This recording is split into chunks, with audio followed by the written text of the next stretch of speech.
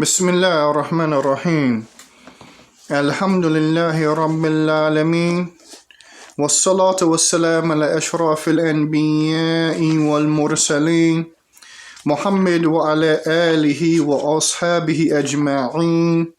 Amma ba'd, ikhwatul Islam ya ibadallah. This short clip pertains to the ruling on masturbation and the wisdom behind it. And when dealing with this particular situation, then we want to take a look at a principle, al-asl fil abda' at-tahrim, that the fundamental principle as it relates to al-abda' is prohibition. And al-abda', what is intended by that, Sheikh Saleh Sadlan states in his book, Al-Qawa'id al-Fiqhiyya al-Kubra, that what is intended, well, first and foremost, it is a plural to the word bud'un. And bud'un means farj, which is the private parts. So what is being stated here is that the fundamental ruling as it relates to the private parts is prohibition, meaning one fulfilling or pleasuring himself by way of the private parts, that it is prohibited, that the foundation is that one preserves his private parts or protects his private parts. Right? And so this is what is intended by the principle. But we know that all principles within the religion, all principles are derived from texts that are found within the Quran and the Sunnah. So the question would be, where is this principle being derived from? Well, this principle is being derived from 3 verses that are found in 2 different places within the Quran. The first place is Surah Al-Mu'minun, verses 5 through 7. The second is Al-Ma'arij, verses 29 through 31. And the verses state, وَالَّذِينَ هُمْ لِفُرُوجِهِمْ حَافِظُونَ. And those who, as it relates to their private parts, yani protect them, guard them, preserve them. This is the first verse. And this first verse is showing us the foundation as it relates to the private parts, that they are to be guarded, they are to be preserved, they are to be protected. This is the foundation. And so there is no sexual, there is nothing that takes place with the private parts sexually. On the contrary, it's protected, it's preserved, it's guarded.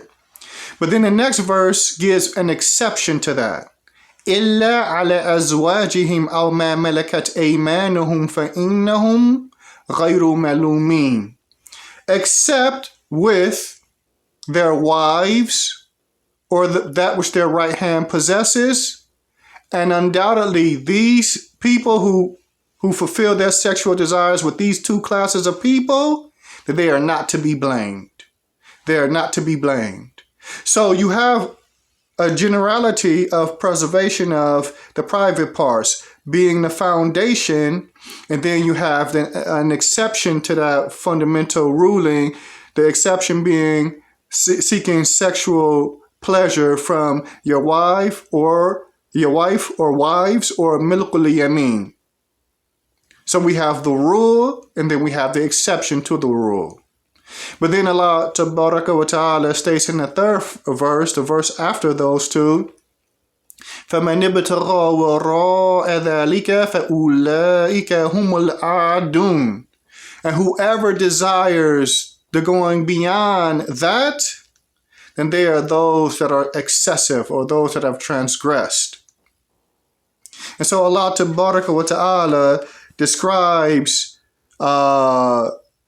in this verse, it gives a description stating that whatever is beyond that is transgression.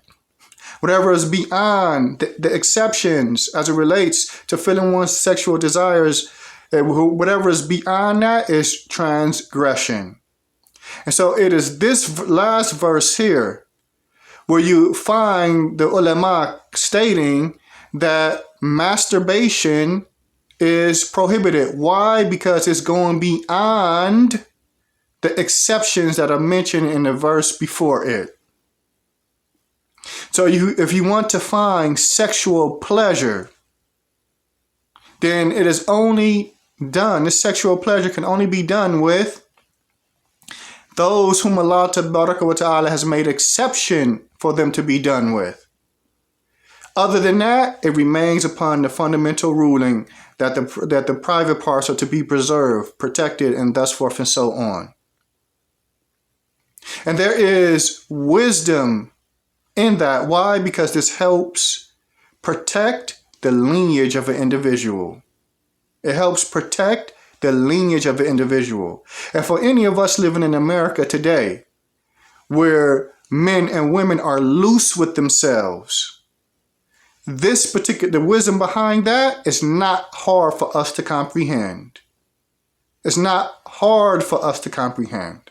And Allah Tabaraka wa Ta'ala knows best.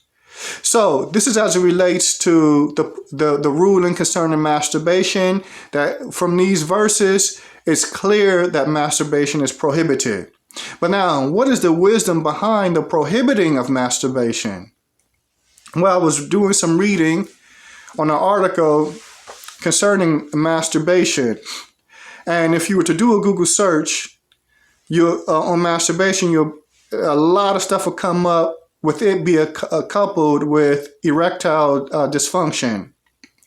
And that's because from what I was reading, when a person becomes excessive with masturbating, we know that a man masturbating, he's rubbing and stroking his private part and applying pressure to his private part in a manner that causes the nerves that receive, the nerves that transmit to the heart or to the brain pleasure from that rubbing or stroking and thus forth and so on. Those nerves become accustomed to that pressure that's being applied to it. And as a result, if that pressure may be of greater magnitude than the pressure of the woman when the man is inside of her. And so to a degree, the person becomes kind of desensitized as it relates to relations with the woman. Why? Because that same pressure that he was using to apply to his private parts with his hands, the rubbing and stroking motions, he's not feeling that same. The nerves are not feeling that same type of pressure and thus forth and so on when inside of a woman. And so now, consequently, he can't be pleased while being inside of a woman.